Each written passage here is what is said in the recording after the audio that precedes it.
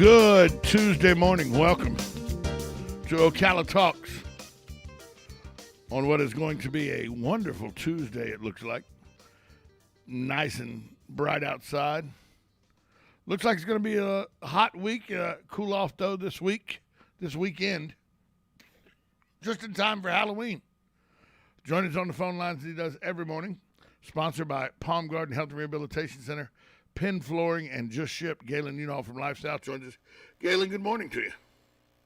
Hey, what's going on, Tom? How are you today, my man? You know, we had an abbreviated interview yesterday, time to talk yesterday, so I need to catch up on some things that happened over the weekend that I know that you may not be worried about, but the audience sent me, the people that listen, I got 3 different text messages wanting to know how the key lime pie was. Oh, yeah. See, Yeah. I'd even forgot we'd talked about the key lime pie. Well, yeah. Yeah, and then, of course, you gave me a great update on Friday, which I appreciated. But, yeah, I think you need to share your whole feelings with the audience. The key lime pie, gone.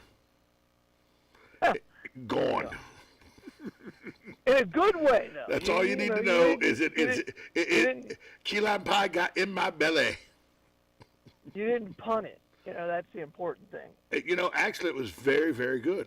And, you know, I'm the guy that I'll tell her, oh, honey, that was good, but next time let's try, because I'm following directions from you. Honey, that was okay, but next time let's try something that you got so many of these recipes. Let's try a different one next time. No need to do that. Let's try the same recipe next time. Let's not touch a thing. If it's not broke, don't fix it. That's right. Nothing wrong with that. I mean, I think that's the ideal situation. Fantastic, by the way. Good. Fantastic. Good. So, just wanted to put it out there, the key lime pie, because people, we got all kind of things going on with the economy. We got elections. We got a border that's being overrun by caravans of thousands of people who we don't know what their deal is. What are our listeners worried about? How's the key lime pie? Tells you a lot. Tells you a lot. Yeah. Hey, we do have an election coming up, though, Galen. It is November 16th. It's going to be on us before we know it because today is the 26th. So we got 5 more days in this month, so 21 days. 3 weeks from today, we go to the election booth for the runoff elections. Jay Musley, Ty Schlichter in District 3, Kristen Dreyer and Lori Martin Gregory in District 4 for the final 2 years of Matt Wardell's office because he vacated it when he resigned.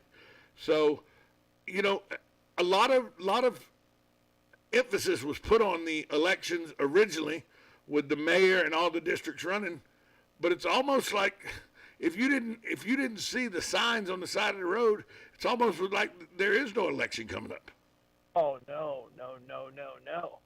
I get phone calls. I get like 4 or 5 pieces of mail a day, hit pieces. No, I'm very aware of there's still an election. It's because I live in the city. It's because I live in the county. I don't get any of that. Correct. That's probably what it is. Yeah. I mean, you should have. The hit piece that was sent out yesterday was. I was like, wow. All right, there are no more gloves. Was it District 3 or District 4? Yeah. I mean, anybody got it. I mean, I guess it's public. I mean, it was a pretty big hit piece on Christine Dreyer. I mean, they went after, and again, you know, it's a lot of the red meat stuff. Like, you know, she was supportive of Obama and against DeSantis on the mask mandates, and well, she was put against on the school board on the mask mandate. Wow. Yeah. I saw one. Somebody He was for mask mandates, not against. Yes, somebody sent me According one. to this letter. Well, somebody sent me one yesterday. They sent me a screenshot yesterday of a hit piece, a mailer that went out that said Kristen Dreyer.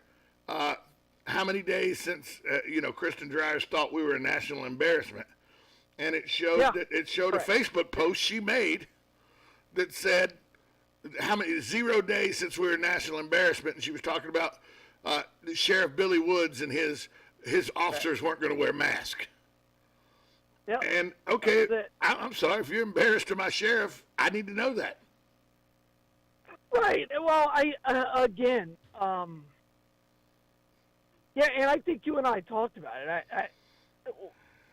I think hindsight, when we look back at it, Billy Woods did the right thing. He did. Of course he did. He was not a national embarrassment. No, again, he was worried about clear and concise communication during an incredibly stressful situation. And by the way, I don't know and maybe it happened, but I don't know of a single sheriff officer who died of COVID. I don't know. Maybe it happened, but I'm pretty sure that would have been a thing. I don't know if any of our police officers or sheriffs died of COVID. I think I remember somebody died of complications, but I'm not sure. But I know across the country, thousands of police officers have died from COVID. Right. I do know that. I was just talking about like if there was one sheriff. Yeah, I'd have to check. On the job, then people would lose their mind. But again, I mean, but what we don't know is how many. Was there ever a situation where because they were able to communicate effectively, somebody didn't get shot? Somebody to get shot, right? So, but and I know people on the force, and they were completely supportive of not wearing a mask. They never felt uncomfortable. Yeah, when I saw this, the man. So that's the mailer you're talking about. Then the 0 days of national embarrassment. Yeah, the 0 days of national embarrassment. Yeah, it was. But that's taken from Kristen Dreyer's own Facebook page. Oh, I understand it. I mean, it's still a hit piece. The gloves are off, is what you're saying. Absolutely. And I'm shocked that they're still spending so much money on this race. My gosh. For a $200 a month job.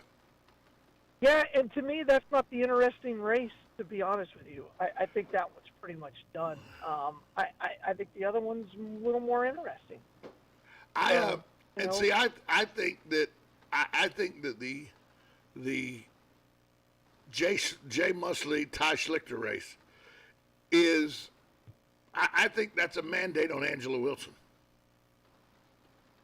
No, you're dead on, and that's why I think it's more interesting. I think that's going to really turn the tide one way or the other. It'll be interesting if that even comes up for a vote again. I know you and I don't agree on it, but that's what kind of makes it entertaining. If Jay Musley wins, it will not come up for a vote again. That's correct. That's absolutely correct. If Jay Musley loses, I've heard through rumor that it'll be almost immediate that another conversation about Sandra Wilson will come up. You are much closer to this situation than I am. I know. I guess, and then we can have a discussion on how the vote comes up. And the thing is, I'm one that thinks that ship sailed. You did it. You tried to get her out of. You tried to get her fired. Or you tried as city council to vote her down. It didn't work. Time to move on. But, yeah, I agree. And I don't know what kind of job she's doing. Right? I mean, we're not in that complex every day. No, but if you look at the mass exodus of linemen, you look at not helpful. You look at the unrest and discord and low morale of the fire department. Which I talk to fire officials and fire people in the fire department almost daily. The morale is down. You could make an argument that her leadership has hurt more than it's helped. But there are people out there that can make the argument that her leadership's helped more than it's hurt because she got rid of a person. The argument can be made. She released a person from their duties who, according to some people, was going behind her back and trying to weaken her position as city manager to get the job themselves.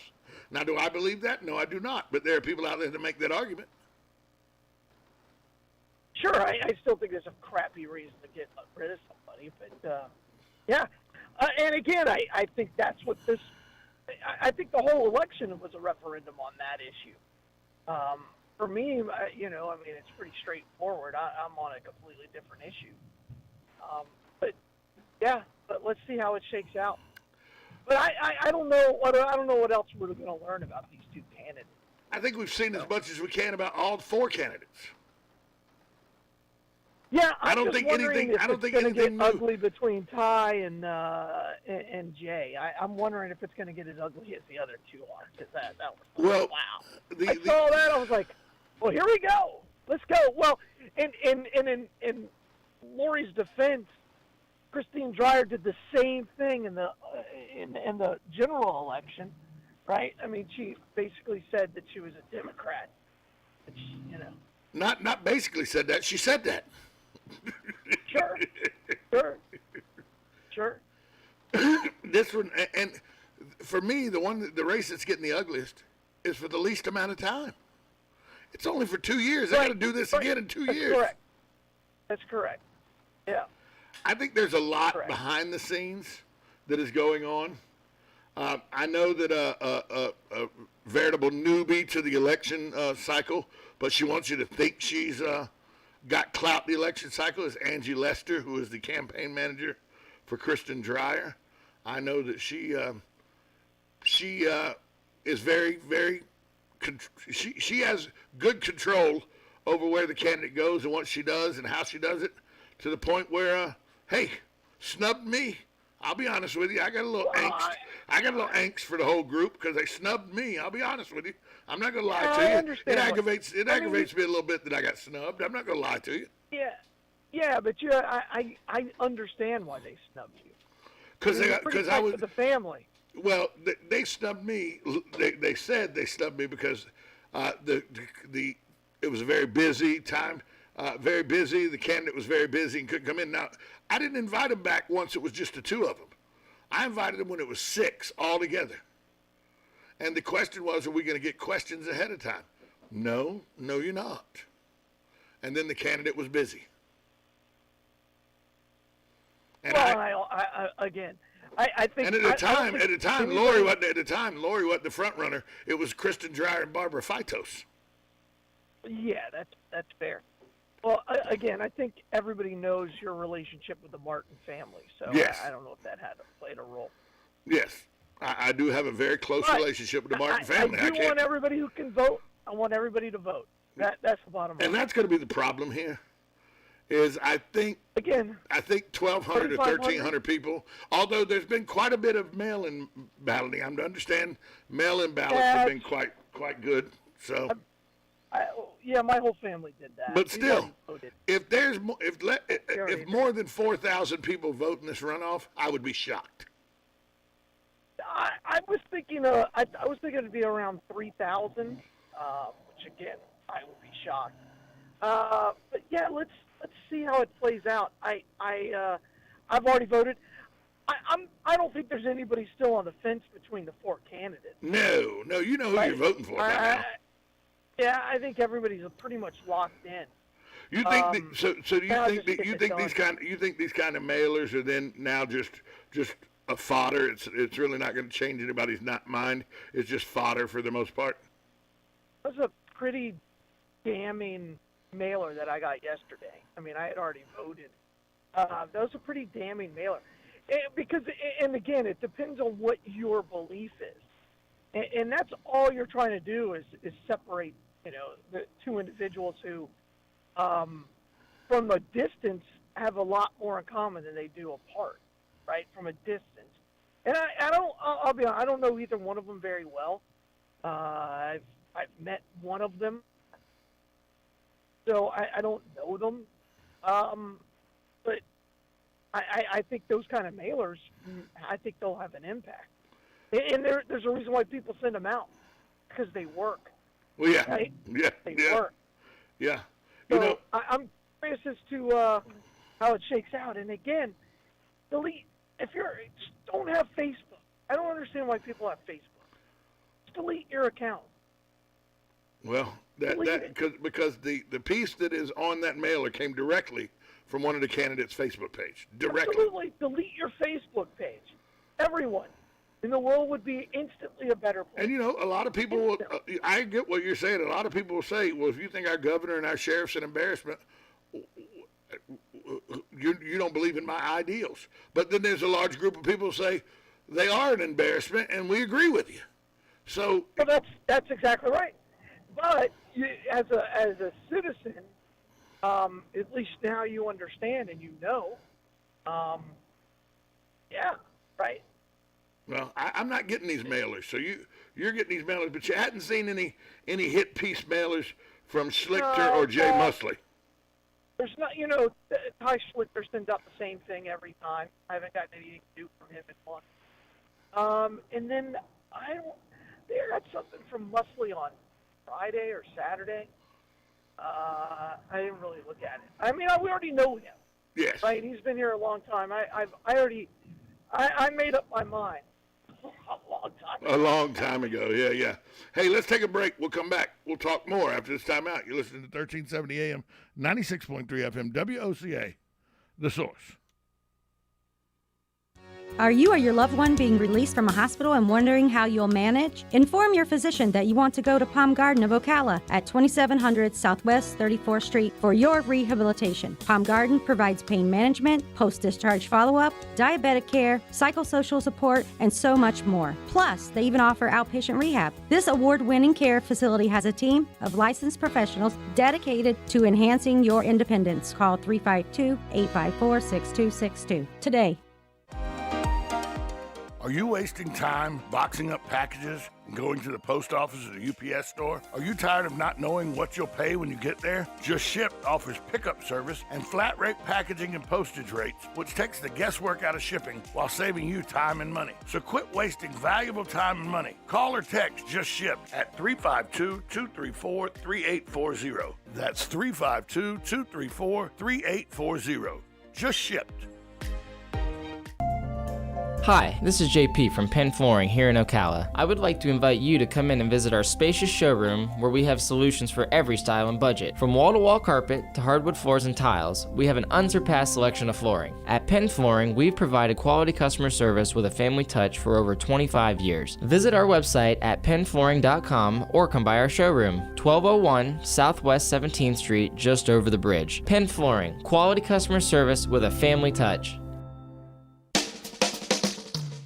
You're having another great day and you have good taste tuning into WOCA The Source with Ocala Talks and Tom Schmitz. Well, 1 out of 2 isn't bad.